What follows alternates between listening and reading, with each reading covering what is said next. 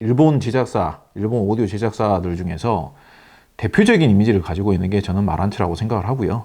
그리고 마란츠 제품들이 가장 트렌디하면서도 보편적인 입장에서 가장 모나지 않은 상품성을 갖추고 있다.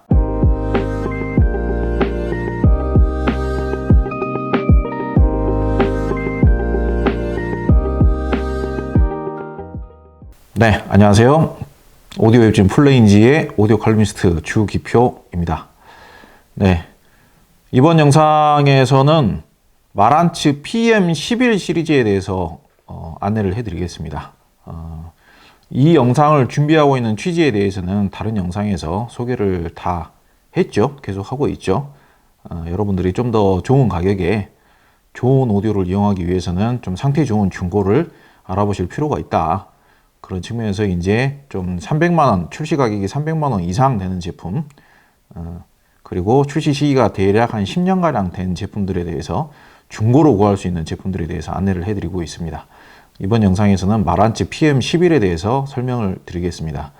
마란츠 PM11은 그 일본 브랜드죠. 대표적인, 원래는 이제 시작은 미국 브랜드였으나 이제 일본으로 넘어간 지가 너무 오래돼서 대부분은 그냥 일본 브랜드라고 요즘은 이야기를 합니다. 일본에 비슷한 이미지의 브랜드가 많죠. 오디오 제작사들이. 대표적인 예로 가장 컨셉이 비슷한 브랜드가 이제 데논이라고 할 수 있겠죠. 데논, 그리고 야마하, 뭐 온쿄, 그리고 파이오니아, 그리고 뭐 좀 더 비싼 제품 위주로 만드는 브랜드로는 뭐 럭스만도 있고요. 그리고 뭐 어큐페이즈, 이런 브랜드들이 일본을 대표하는 오디오 하드웨어를 제작하는 브랜드입니다.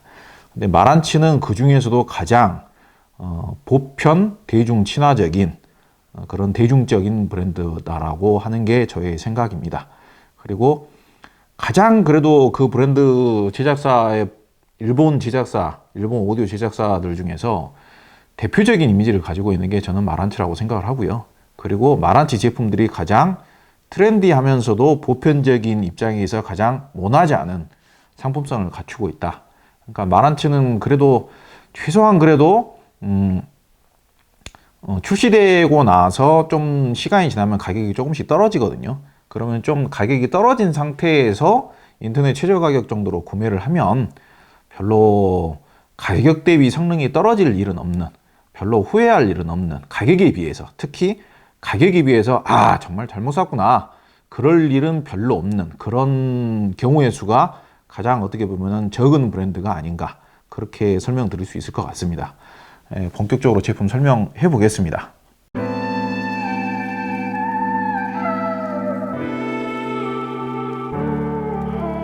네, 미리 작성된 자료를 보면서 안내해 드리겠습니다.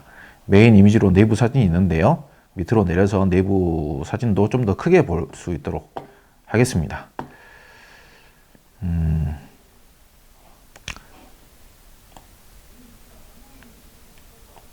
네, 대표 이미지죠. 되게 있어 보입니다. 오디오를 이 정도 가격대 앰프를 처음 사시는 분들 입장에서는 상당히 그래도 중후한 안정감, 그리고 신뢰감, 만듦새의 신뢰감, 그리고 부피와 무게에서 오는 뭔가 믿음직스러운 그런 게 느껴지는 디자인이죠. 출시 시기는 PM11이라는 제품 자체가 버전이라고 할 수 있겠죠. S1이라는 버전이 2005년에 출시를 했습니다. 그리고 그 다음에 S2가 출시를 했고 S3까지 출시를 한 다음에 PM11은 단종이 되고 PM10으로 바뀝니다. 요즘은 PM10이 나오죠. PM10이 좀 더 상위 기종이에요. 그래서 S1은 2005년에 출시를 했고 S3가 2013년에 출시를 했습니다. 그러니까 제가 생각했을 때는 그 중고 제품의 상태라는 것은 제가 알 수 있는 부분은 아니잖아요. 근데 S1만 하더라도 잘 고르면은 중고로 사서 쓸만하다고 생각하는데 S1이나 S3나 디자인은 거의 다 똑같습니다. 사실상 거의 구분하기가 불가능해요. 저희 같은 전문가가 보기에도 디자인은 거의 똑같다고 보시면 될 것 같고요. 근데 이제 S3로 사면은 아무래도 상태가 아직까지는 꽤 쓸만하겠죠. 출시했을 때 당시에 판매 가격은 360만 원 정도 했습니다. PM10이 요즘 얼마쯤 하는지 잘 모르겠는데 PM10이 400이 좀 넘는 것 같아요. PM10이 조금 더 상위 기종이니까요. 그러면은 저 외관에 대해서 설명을 드렸고, 이게 이제 이 당시 PM 실이 처음 나오면서 좀 그래도 눈에 띄었던 부분이, 옛날에는 그냥 앞 패널이 그냥 민자로 그냥 패널이 그냥 한 장으로 들어갔었죠. 근데 지금 이 디자인이 나오면서부터는 패널이 세 장이 들어갑니다. 그래가지고 가운데 패널이 툭 튀어나와 있고, 버튼들이 이렇게 살짝 안쪽으로 숨겨져 있으면서 양쪽에 날개 패널이 이렇게 붙는 세 장의 레이어 패널로 이렇게 디자인이 바뀌었어요. 그래가지고 양쪽에 이제 입력 선택 노브, 볼륨 노브, 가운데 마란치를 대표하는 지금 이 동그란 디스플레이 창도 들어가고요. 여기에 이제 불도 들어오고, 그리고 독특한 것은 이때부터 처음 이제 시도가 되면서 독특한 것은 이 양쪽에 파란색 일루미네이션 같은 게 이렇게 딱 은은하게 비춰지면서, 이 오디오 분야에서도 비주얼이라는 게 상당히 중요해요. 비주얼을 보고 제품을 구매하시는 그 영향이 상당히 크신 분들도 소비자분들 중에 많습니다. 사실상 오디오는 음질이 중요한 거지만은 오히려 비주얼을 더 중요시하는 분들도, 그러니까 물론 이제 오디오의 음질이 중요하다라는 것을 다 인정을 하시죠. 다 인정을 하시지만 그래도 뽀다구를 구매를 하실 때는 기왕이면은 뽀다구를 굉장히 또 그 중요시 여기시는 분들이 많이 계시죠. 그래서 그 뽀다구를 결정하는 데 있어서 이 불빛 어떤 뭔가 뭐 그 노란색 불빛이 나온다거나 파란색 불빛이 나온다거나 그러니까 따스한 불빛, 녹색 불빛이 나온다거나 이런 것들을 그 브랜드를 상징하는 불빛으로 많이 이용을 했었습니다. 과거부터. 근데 이제 그렇게 밝은 불빛은 아니지만 이제 양쪽에서 파란 불빛이 이렇게 나와서 불을 끄고 보면은 뭔가 좀 있어 보이는, 뭔가 좀 환상적으로 이렇게 보이는 그런 느낌이 있게끔 디자인을 처음 했었던 거죠.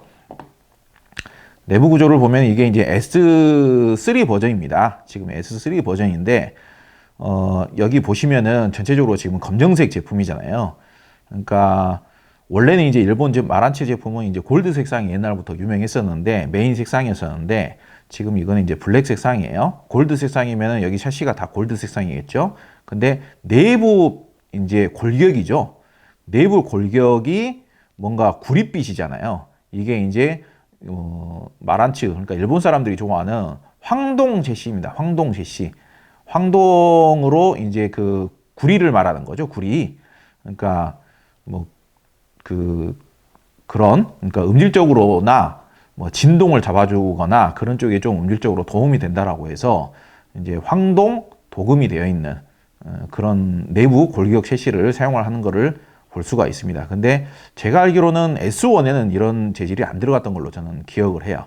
근데 S3부터 이게 이제 S2도 정확하게는 지금 파악을 제가 못하고 있는데 S3에는 확실하게 이런 식으로 설계가 되었습니다. 그리고 트로이덜 트랜스 왼쪽에 들어가 있고요. 그리고 다른 제품들하고 마찬가지로 거의 증폭부는 스테레오로 분리가 돼서 이렇게 설계가 됩니다. 지금 유독 방열판이 지금 굉장히 크죠. 그러니까 지금 이게 증폭부인 거죠. 증폭부가 여기 하나, 또 여기 하나 마주 보면서 이렇게 있습니다. 그리고 이제 전원부 캐패시터가 이렇게 두 개가 들어가 있는데, 뭐 이게 한 용량이 뭐 2만 마이크로페럿 그 정도 되지 않을까 싶습니다. 그리고 일본 회사들이 동양 회사들이 일반적으로 이런 내부 부품의 용량이라든지 스펙이라든지 이런 거를 잘 공개를 잘 안 해요. 공개하는 걸 별로 안 좋아합니다. 좀 꺼리죠. 그래서 정확한 용량은 공개가 되어 있는 게 없어요. 근데 이제 크기로 봤을 때는 물론 이제 이 캐패시터라든지 콘덴서 같은 경우에는 크기만 보고 용량을 정확하게 가늠이 잘 안 됩니다. 왜 그러면 크기가 작으면서도 용량이 큰 애들이 있거든요. 근데 트로이덜 트랜스는 무조건 그냥 물리적으로 코일을 감아서 용량을 만드는 거기 때문에, 코일을 많이 감아야 용량이 크게 나오는 거기 때문에 크기나 부피를 보고 용량 추산이 가능해요.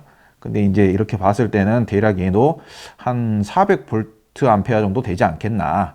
좀 크면은 이제 밑으로 이제 높이가 있으니까, 이렇게 높이가 있으니까 면적은 별로 안 되는데 높이가 있으니까 제가 봤을 때는 좀 약간 좀 그 작게 보자면은 400, 많게 보면 한 500 정도 될 것 같습니다. 그리고 이 앰프가 셰시도 좀 단단하고 두껍고 그러다 보니까 앰프의 무게는 20kg이 조금 넘어요. 그러니까 동 가격대 중에서는 가장 어떻게 보면은 무거운 축에 속하는 앰프인 거죠. 그러니까 뭔가 구매를 해가지고 사용할 때는 뭔가 좀 비싸고 좀 웅장하고 고급스러운 제품을 쓰는 듯한 그런 뭔가 좀 풍족한 느낌이 느껴지는 그런 제품인 것은 분명합니다. 그리고 노브의 만듦새라든지 노브의 촉감, 그리고 셰시의 단단함, 견고함 이런 것도 가격 대비 가장 좋은 축에 속하는, 일본 사람들이 좀 약간 견고한 면은 좀 있죠. 좀 보수적인 측면에서 가지고 제품을 그렇게 만든다. 솔직히 뭐 유럽 제품보다는 확실히 견고하게 만드는 것은 맞습니다. 그런 측면에서는 상당히 높은 점수를 줄 수 있어요. 성향표도 한번 확인을 해보도록 하겠습니다. 자, 성향표를 보시면은 저음의 단단함이 3개입니다. 근데 이제 제가 이제 이 글을 작성해 놓은 지가 좀 되다 보니까 이 글이 저희 플레인지 사이트만 등록이 되어 있는 게 아니라 네이버 포스트, 네이버 블로그 이런 데 다 등록이 되어 있거든요. 아마 그럴 거예요. 근데 지금 생각해 보면 3개 반 정도 줘도 되지 않을까라고 생각이 들긴 합니다. 그리고 S1하고 S2하고 S3하고 성향이 달라요. 제가 S2는 정확하게 기억이 안 나요. 근데 S1하고 S3는 정확하게 기억이 나는데 S1은 정말로 만듦새는 똑같은데, 물량 투입이나 만듦새는 거의 똑같은데, 거의 비슷하거나 똑같은데 S1이 그렇게 힘이 좋다라는 느낌은 별로 없어요. S1은 지극히 대단히 부드럽고 차분한 음이에요. 그러니까 무게나 부피에 비해서 힘이 그렇게 좋다라는 느낌은 안 들어요. 에너지가 그렇게 왕성하다, 다이나믹하다 그런 느낌은 진짜 별로 없습니다. 부피나 이런 게 무게에 비해서. 그러니까 최소한 이렇게 얘네들이 무게가 20kg가 넘고 그러면은 다른 한 15kg짜리 앰프에 비해서는 뭔가 더 다이나믹하고 뭔가 왕성한 에너지감을 뿜어줄 것 같은데 그러지는 않고 되게 소프트하고 부드럽고 평탄하고 가지런한 듯한 느낌이 있어요. 그게 S1이에요. 1. 근데 S3는 달라요.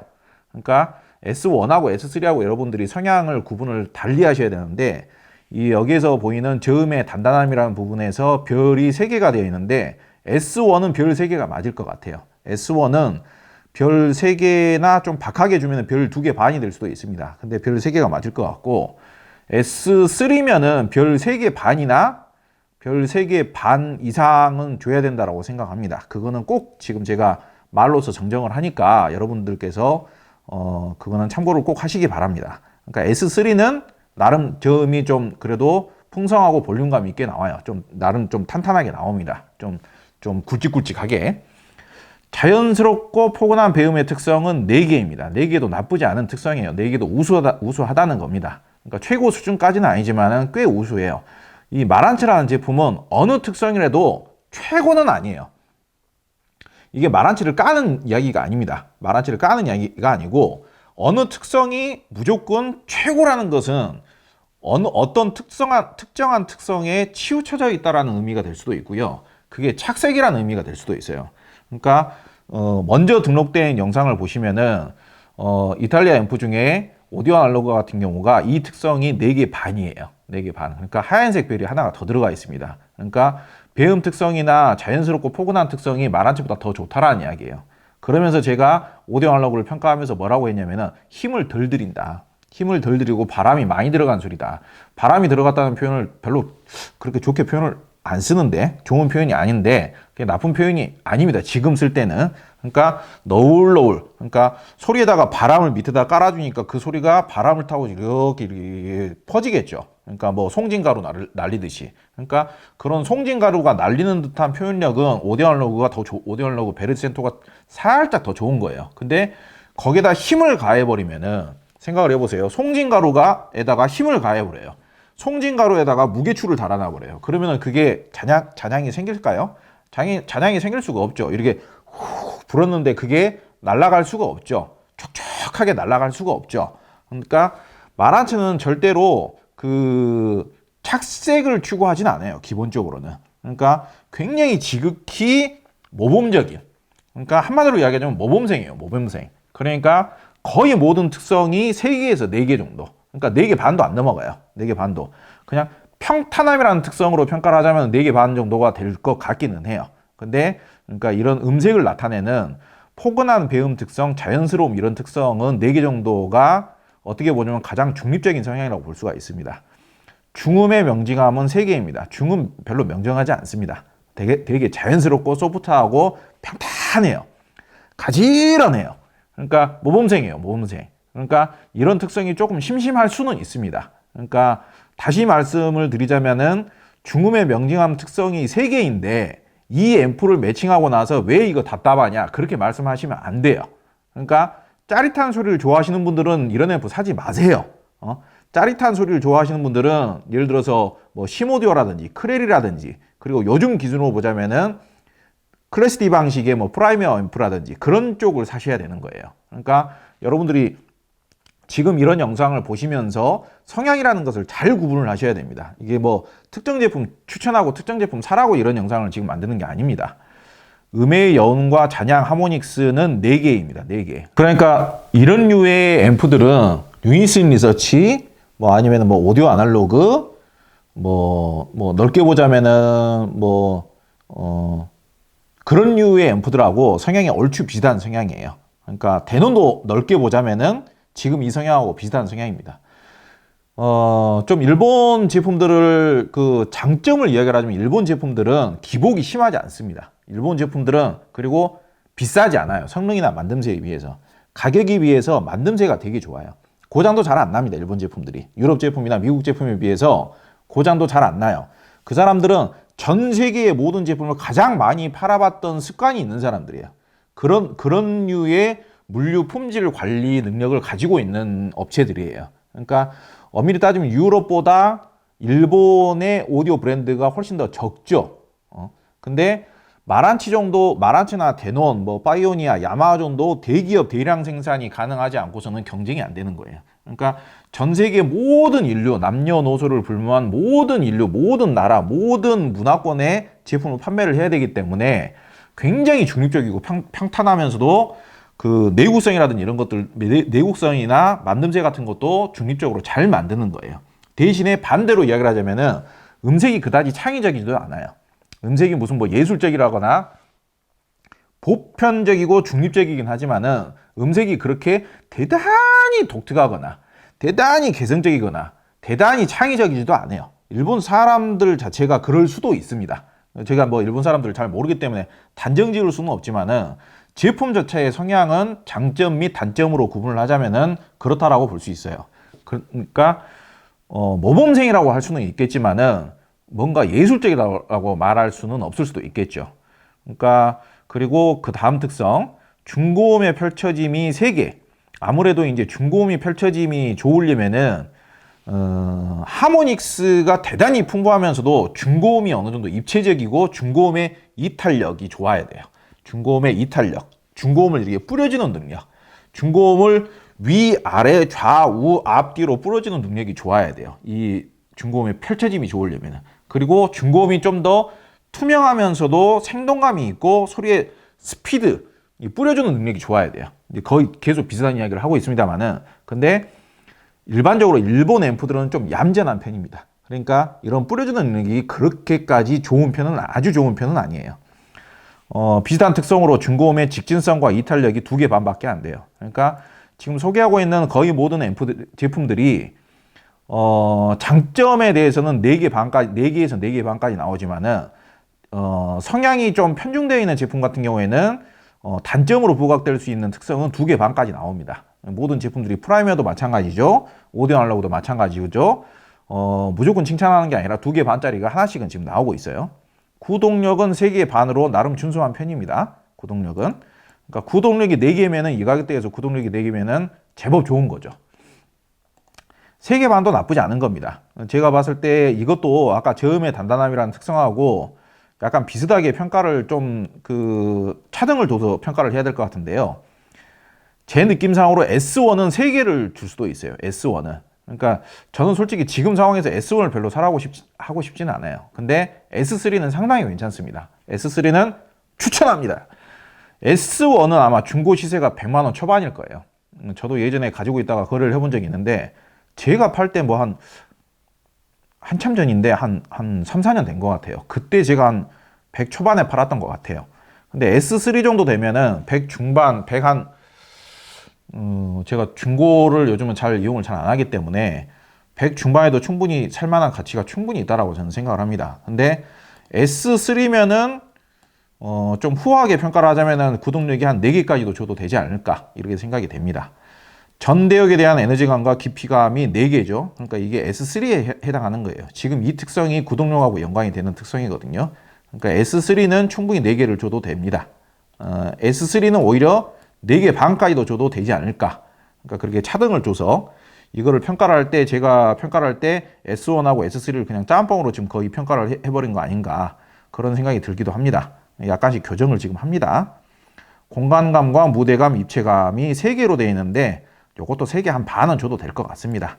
S1은 3개가 맞습니다. S1은 3개가 맞고 S3가 되면은 3개 반은 줘야 될 거라고 생각이 듭니다.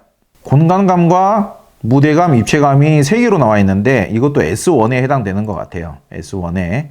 S1도 공간감과 무대감, 입체감이 그렇게 나쁘진 않아요. 그러니까 좀 후하게 주면은 3개 반. S3 같은 경우에는 3개에서 4개까지 좀 후하게 평가를 하자면은 많게는 4개까지 평가를 해줘도 되겠다. 그렇게 제가 교정을 합니다. 그러면 이제 뭐 에너지감, 깊이감, 무대감, 공간감, 음의 여운과 전향, 하모닉스, 배음 특성 이런 특성들이 다 한 4개쯤 되기 때문에 어떻게 보여주냐면 지금 비교가 되는 대상들을 전부 다 모든 별표를 다 포괄하면은 너 별 몇 개 달았어? 이런 식으로 이제 비교를 하면은 오히려 마란츠가 상당히 별의 개수가 많아질 수는 있어요. 그러니까 굉장히 중립적이고 전체적인 밸런스가 모나지 않은 굉장히 모범생이다. 그렇게 이야기할 수가 있겠죠. 이렇게 이야기를 하면은 가장 마란츠 PM11이 계속 제가 설명을 드리되 모범생이다. 평탄하다, 중립적이다, 모나지 않다, 그리고 전체 별표로 표시를 했을 때 별의 개수가 제일 많을 수도 있다. 이렇게 이야기를 하니까 가장 안전한 제품인 거는 맞다고 할 수 있습니다. 가장 안전한 제품인 거는. 근데 음색적인 기교나 매력, 개성은 좀 부족하다고 할 수 있겠죠. 그러니까 엄밀히 따지면은 처음에 오디오 시작을 하셨을 때 지금 이 제품으로 시작을 하시면은 뭐 어떤 점이 부족한지 잘 모르실 수도 있어요. 어떤 점이 부족한지 잘 모를 수 있다는 것은 만족스럽다라는 이야기겠죠. 그러니까 뭐 어렵지 않게 만족할 수 있습니다. 굉장히 뭐 중립적이고 모나지 않게 전 대역의 소리를 다 고르게 내주고 그렇기 때문에요. 근데 그러면은 왜 다른 제품들도 추천을 하고 다른 제품이 왜 존재를 해야 되는가? 그렇게도 생각을 해볼 수가 있는데 우리가 이제 오디오에 대해서 이야기를 할 때 착색이라는 표현을 많이 합니다. 착색. 근데 그 착색이 있는 제품은 중립적인 제품이 아닌 거죠.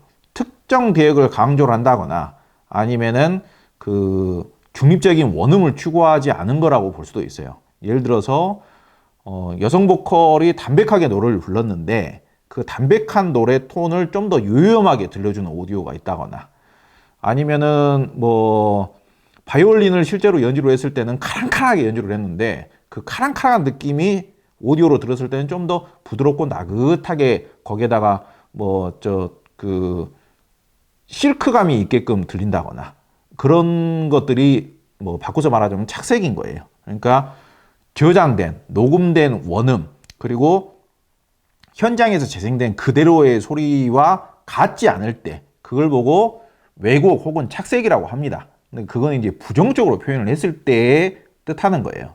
근데 우리가 이제 음악을 많이 접하다 보면 클래식도 그러잖아요. 해석을 하는 사람마다 해석을 해서 지휘를 하고 연주를 하는 사람마다 느낌이 달라지잖아요. 근데 그걸 우리가 다 부정적으로 평가를 하지는 않죠. 그게 좋게 들리면은 칭찬을 하는 거고 해석을 달리해서 연주를 했는데 그 느낌이 별로면은 저 편곡은 별로다 그렇게 이야기를 하죠. 클래식에서는 해석이라고 표현을 하고 다른 대중음악이나 이런 쪽에서는 편곡이라고도 하죠. 편곡이 좀 잘 됐을 때는 편곡이 상당히 느낌이 좋아 이렇게 이야기를 하는데 편곡이 좀 별 느낌이 안 올 때는 편곡을 뭐 저따구로 해놨나 그렇게도 이야기를 하죠. 그러니까 우리가 이야기를 했을 때 착색이라는 게 항상 나쁜 게 아니에요. 착색이라는 게 그 느낌이 좋았을 때는 음색적 매력이 되는 거고요. 물론 이제 원음하고는 다를 수는 있겠죠. 그러니까 원음하고 다르다고 해서 항상 나쁜 게 아니에요. 우리가 오디오를 원음하고 똑같은 음을 듣기 위해서 오디오를 하는 경우도 있지만은 원음하고 다른 음을 듣기 위해서도 오디오를 하는 겁니다. 그러니까 착색이 항상 나쁜 게 아니고 착색이 좋은 착색인 경우에는 굉장히 매력적인 음색이 될 수도 있고 굉장히 개성적이면서도 뭔가 좀 호소력이 있고 뭔가 관능적인 매력이 느껴질 수 있는 그런 음이 될 수도 있는 겁니다. 우리가 이제 은유적인 표현을 음질을 은유적으로 표현을 했을 때 뭐 감미롭다라는 표현도 쓰잖아요. 엄밀히 따지면 감미롭다라는 것도 착색인 거예요. 그러니까 항상 착색이 나쁜 것은 아니지만은 말한치는 비교적 착색이 없는 편에 속합니다. 근데 반대로 말한치보다 좀 더 짜릿하거나 말한치보다 오디오적인 쾌감이 있어가지고 와 정말 짜릿하게 느껴진다. 아니면은 말한치보다 더 부드러울 수도 있어요. 말한치보다 더 감미롭고 더 따스하고 더 나긋나긋하고 더 담백하고 더 뭔가 그윽하고 진득하고 부드럽게 느껴지는 그 착색이라고 말할 수 있습니다. 근데 나쁜 착색이 아닌 거죠. 그게 느낌적으로 좋게 느껴졌을 때.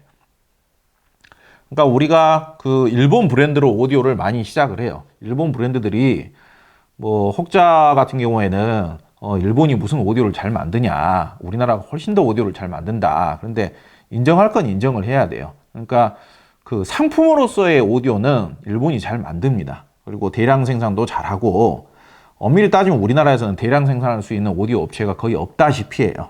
거의 없다시피 합니다.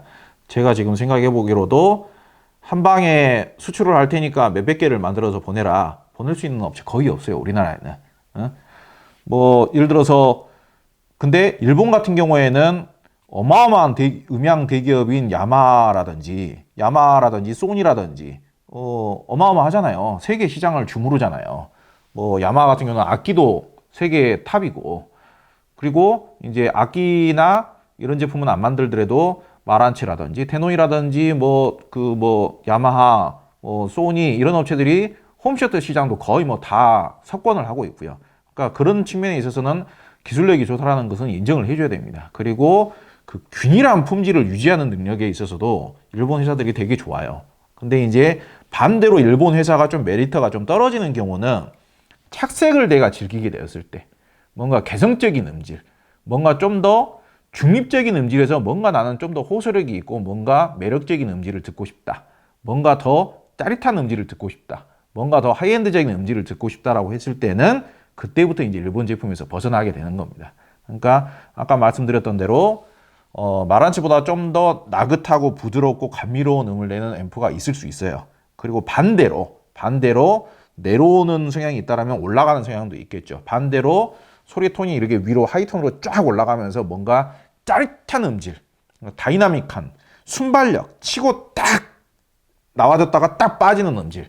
그리고 저음도 뭔가 마치 그 라이트급 그 복싱 선수가 훅을 이렇게 촥촥 날리고 어퍼컷을 딱 때리고 스트레이트 딱 원투 하고 그런 능력은 일본 제품들이 좀 떨어져요. 그런 능력은 북미 제품들이 좋죠.